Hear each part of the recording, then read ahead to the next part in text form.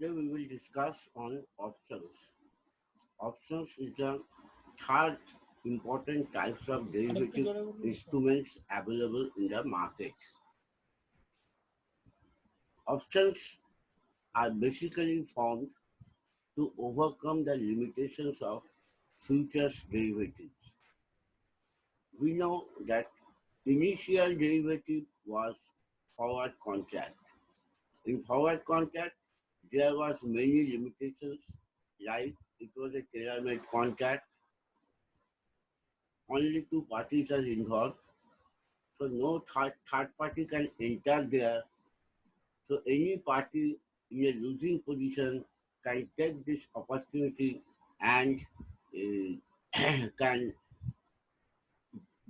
can refuse to follow the instructions of the derivative contract. So in that case, the other party who is gainer will suffer. He will not receive anything. It is called risk of not executing the derivative contract. And second problem in of forward contract was you have to find out appropriate matching persons so that you can do the contract.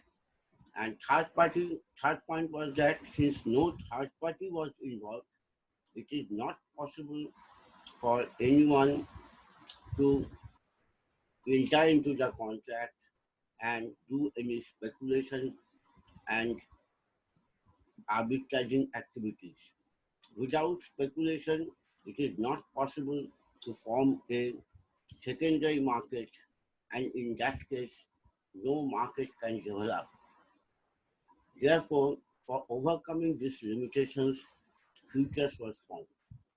In case of futures, it is not a tailor-made contract, it is a standardized contract where terms and conditions are predetermined. No third party is asked to get the contract executed. An intermediary called stock market clearing cell or derivative market clearing cell that can do intermediary function in this case, and any party has the right to buy or sell a futures contract which is available in the market.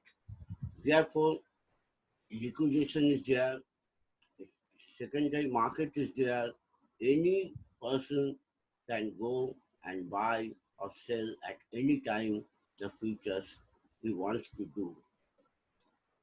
In spite of all these advantages, futures has got a serious limitations. You have to execute the contract even if you are suffering loss at the time of maturity.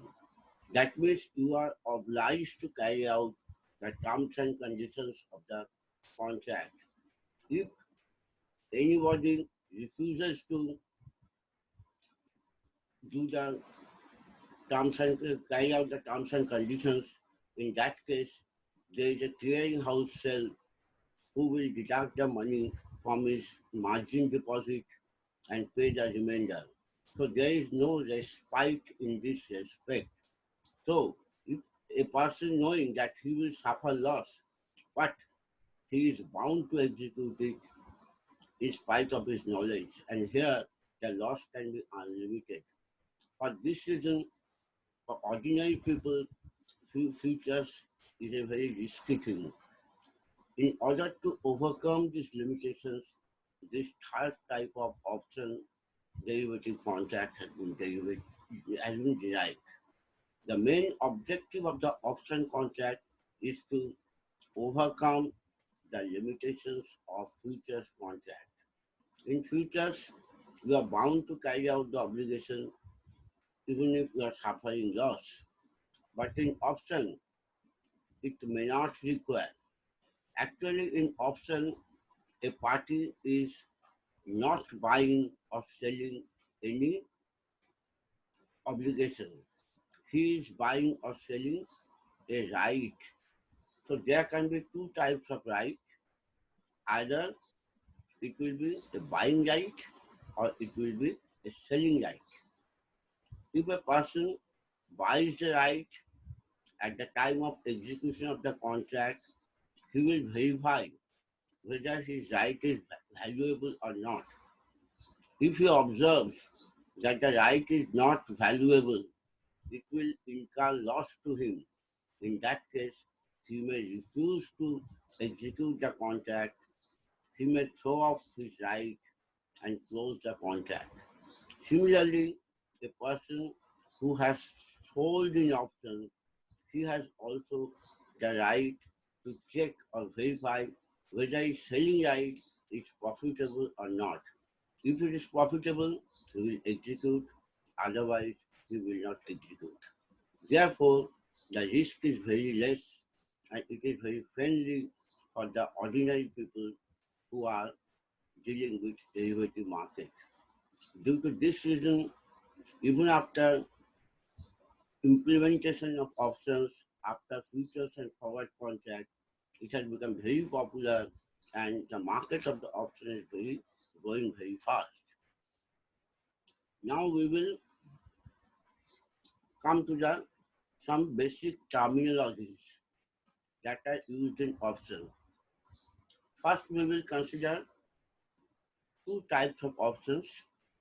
First is called call option and second one is called put option. What is call option?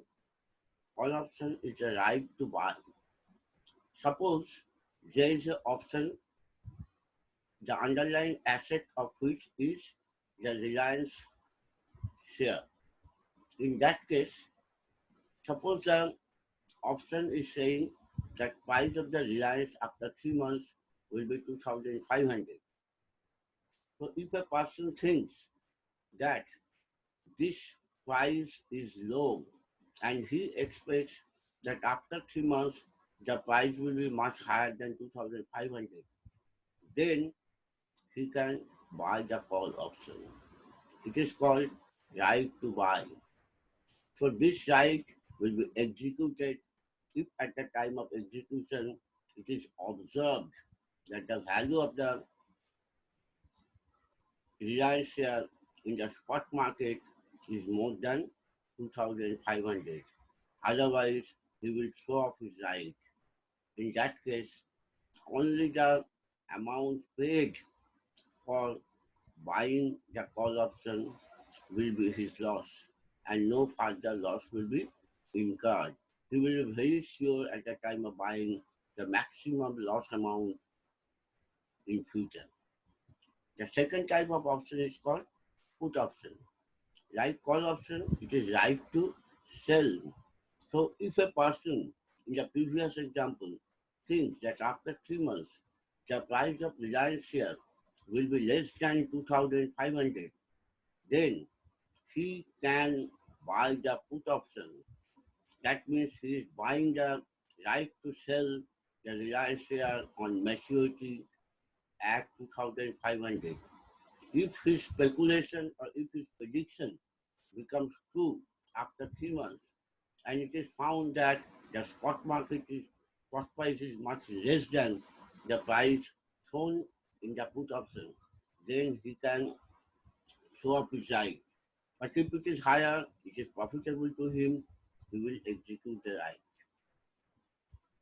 Next term that we are explaining here is buyer or holder. Buyer or holder means the person who has purchased either the right to buy or right to sell. He is known as long party. The person from whom he is buying is called writer. Normally, in futures or forward, we use some other name like short, but here we are using the term or terminology writer. So two parties are involved in call option, either buyer or writer. Buyer is buying from the writer. Writer has nothing to do. Whatever buyer will sell, will tell, the writer is bound to execute it. That's all for today. In the next lecture, we will continue. Ready? I don't touch it.